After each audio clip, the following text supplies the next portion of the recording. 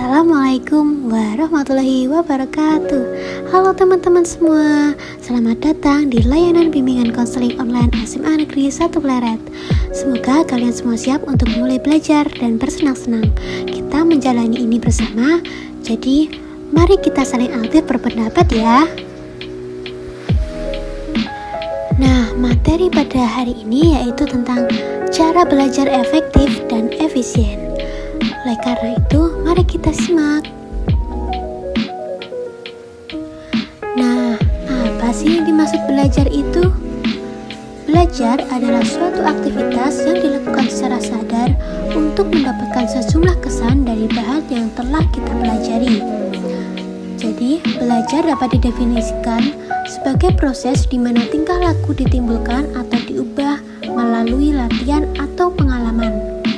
Belajar dikatakan sebagai suatu proses karena perubahan tingkah laku yang terjadi melalui suatu tahapan-tahapan yang pada akhirnya menjadi suatu hasil belajar. Contohnya nih, kita seorang siswa ingin mengetahui serta memahami sesuatu dengan baik, maka kita harus melalui proses yang disebut dengan proses belajar.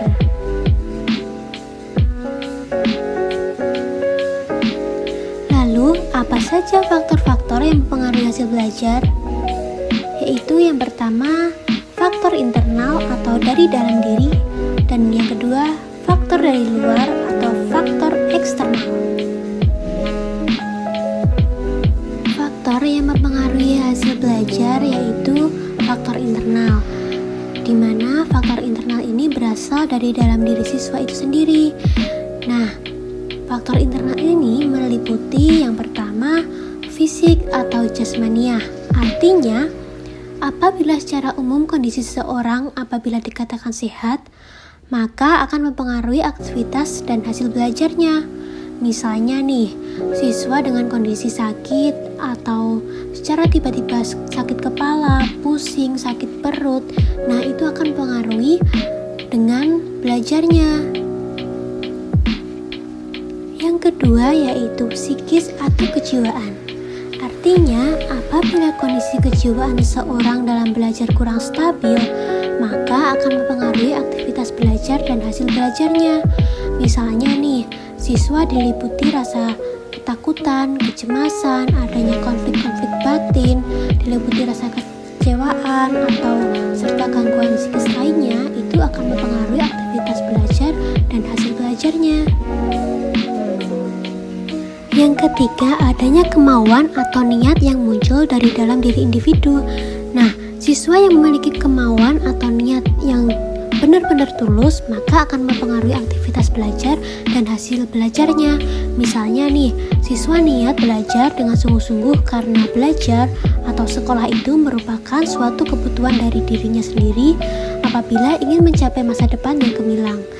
Nah, contohnya siswa berniat bahwa saya harus menjadi orang yang sukses dan berhasil dalam sekolah dan karir saya, maka saya harus belajar dengan sungguh-sungguh.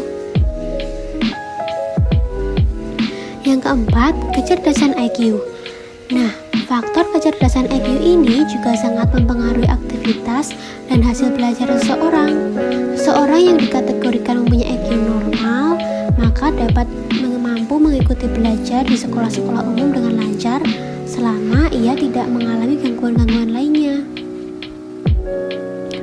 Faktor yang kelima yaitu minat. Apabila seseorang dalam belajarnya sudah tidak mempunyai rasa ketertarikan yang kuat terhadap objek yang dipelajari, tentunya aktivitas dan hasil belajar yang dicapai juga tidak akan optimal. Demikian juga sebaliknya. Dan yang terakhir yaitu motivasi.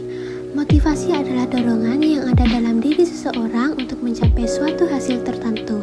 Nah, seseorang yang mempunyai motivasi yang kuat untuk belajar, maka hasil belajar yang diharapkan akan tercapai. Sedangkan faktor eksternal yang mempengaruhi hasil belajar yaitu yang pertama, sarana dan prasarana. Sarana dan prasarana ini juga bisa dari siswa itu sendiri atau dari lembaga pendidikan. Contohnya buku-buku paket, buku catatan, komputer atau laptop, konek internet, dan lain-lainnya.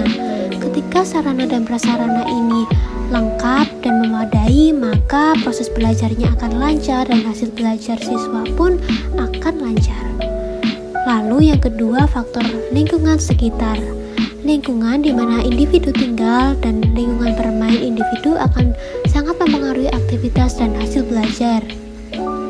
Apabila lingkungan sekitar sangat mendukung kemajuan individu, maka keberhasilan belajar dapat tercapai. Nah, ada 3 hal yang mendukung terhadap cara belajar yang efektif, diantaranya belajar mandiri, yaitu sebuah konsep pembelajaran atas inisiatif sendiri, bukan belajar sendiri. Nah, kedua hal ini sangat berbeda ya.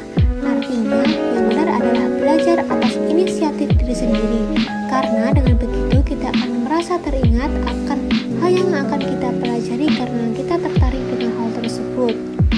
Yang kedua yaitu media belajar. Media belajar adalah sebuah sarana kita yang akan membantu kita dalam belajar, contohnya buku, film dengan topik tertentu, internet, jurnal, dan lain-lainnya. Nah, yang ketiga yaitu strategi atau cara belajar. Strategi belajar efektif sangat penting untuk mencapai prestasi belajar yang ingin dicapai. Lalu, bagaimana sih cara belajar efektif dan efisien itu? Yuk kita simak ya. Cara belajar efektif dan efisien yang pertama yaitu ciptakan suasana belajar yang nyaman.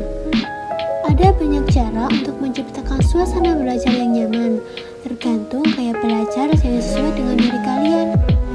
Ada yang belajar sambil makan, sambil mendengarkan musik, mencari suasana yang hening, belajar di tempat-tempat yang sejuk, nyaman, seperti di taman atau di kafe, dan lain-lain.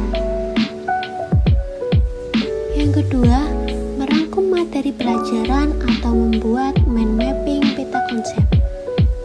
Kegiatan ini sangat penting. Kenapa? Karena jika kalian membaca satu buku, maka akan butuh waktu yang sangat lama untuk menyelesaikannya. Carilah intisari dari pelajaran tersebut, kemudian dipahami. Kalian bisa tulis ulang menggunakan bahasa kalian sendiri, lalu kalian baca dan pahami, buat peta konsepnya. Yang ketiga, metode mempersingkat atau memodifikasi menyerupai nama sesuatu. Nah, ini tuh untuk mempermudah hafalan. Kalian bisa gunakan singkatan nama-nama yang hampir mirip untuk mengingat materi. Nah, ini sangat efektif digunakan dan otak tidak terbebani dengan hafalan-hafalan yang berat. Yang keempat, mengingat yang dipelajari setelah belajar beberapa waktu. Nah, ini tuh kalian perlu menutup buku pelajaran yang kalian pelajari dan kalian bisa memejamkan mata untuk menggambarkan yang dibaca. Kalian juga bisa menjelaskan apa yang telah kalian pelajari kepada orang lain. Nah, tujuannya adalah untuk mengetahui seberapa paham kita tentang materi yang telah kita pelajari. Yang kelima, belajar rutin tapi jangan lama-lama. Dengan belajar rutin, kalian akan semakin mudah untuk mengingat hal yang sudah kalian pelajari. Yang perlu kalian lakukan adalah belajar rutin ya, bukan terlalu lama belajar. Misalnya belajar 50 menit lalu istirahat 10 menit. Nah, seperti itu contohnya. Cara yang keenam yaitu belajar dengan memahami, bukan menghafal. Hal yang sering kalian lakukan pasti sering ketika akan ujian menghafal kan? Nah, sebenarnya tidak salah sih, hanya saja kurang efektif.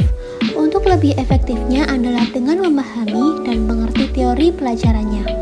Jadi nggak perlu lagi sering-sering merefresh hafalan, tinggal keluarin pemahaman dan buat pemecahan. Ketika kita sudah paham, pasti kita akan mengingat caranya. Cara selanjutnya yaitu belajar dengan praktik.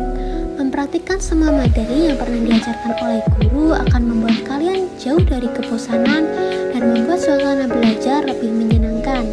Misalnya, pelajaran fisika, matematika, atau pelajaran biologi, ketika kalian mempraktikkannya dengan misalnya mengerjakan soal-soal matematika, tentu kalian akan lebih terampil dan belajar kalian hasilnya akan membaik.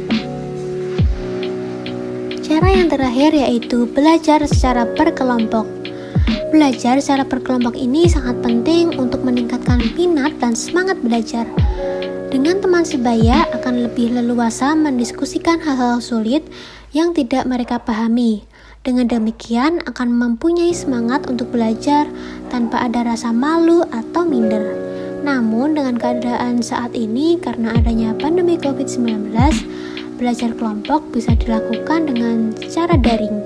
Misalnya lewat via WhatsApp atau video call dengan teman-teman, sekaligus bisa melepas rindu. Nah, itu dia materi yang dapat saya sampaikan.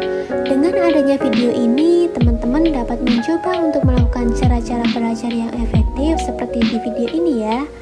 Oh iya, setelah menonton video ini, teman-teman jangan lupa kembali ke grup WhatsApp dan teman-teman menuliskan komentar atau pertanyaan terkait materi yang sudah saya sampaikan.